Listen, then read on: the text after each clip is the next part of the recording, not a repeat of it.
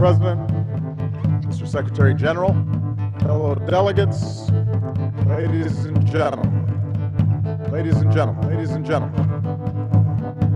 I would like to talk to you about a subject that is at the heart of the United Nations. Something's happening in our world.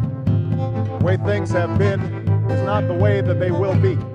Pursuit of peace, imperfect war. War and conflict have been with us since the beginning of civilization. In the first part of the 20th century, the advance of modern weaponry led to death. It was this killing that compelled the founders of this body was focused not just on ending one war. Something's happening in our world.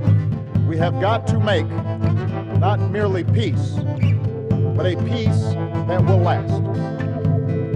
Peace is more than just the absence of war. A lasting peace for nation and for individuals depends on a sense of justice and opportunity, of dignity and freedom. It depends on struggle and sacrifice, on compromise, on a sense of common humanity. We still live in a world scarred by conflict, plagued by poverty. The fact is, peace is hard.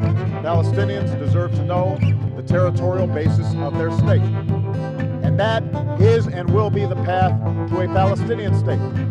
That the Palestinian people deserve a state of their own. 1 year ago, I stood at this podium and I called for an independent Palestine. I believed then and I believe now that the Palestinian people deserve a state of their own. Something's happening in our world. The way things have been is not the way that they will be. Israelis must know that any agreement provides assurances for their security. Palestinians deserve to know the territorial basis of their state. The question is, how do we reach that goal? Peace will not come through statements and resolutions at the United Nations. If it were that easy, it would have been accomplished by now.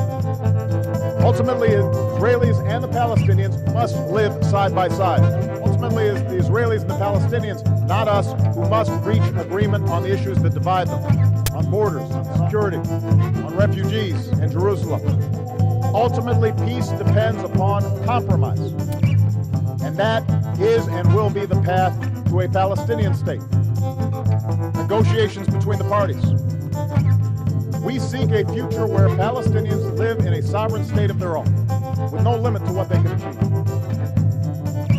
There's no question Palestinians have seen that vision delayed for too long. It is precisely because we believe so strongly in the aspirations of the Palestinian people that America has invested so much time and so much effort in the building of a Palestinian state and the negotiations that can deliver a Palestinian state, a Palestinian state, a Palestinian state. But understand this as well. Those are facts. They cannot be denied. Just as friends of Israel must recognize the need to pursue a two-state solution with a secure Israel next to an independent Palestine. That is the truth. Each side has legitimate aspirations, and that's part of what makes peace so hard. And the deadlock will only be broken when each side learns to stand in the other's shoes. Each side can see the world through the other's eyes. That's what we should be encouraging. That's what we should be promoting.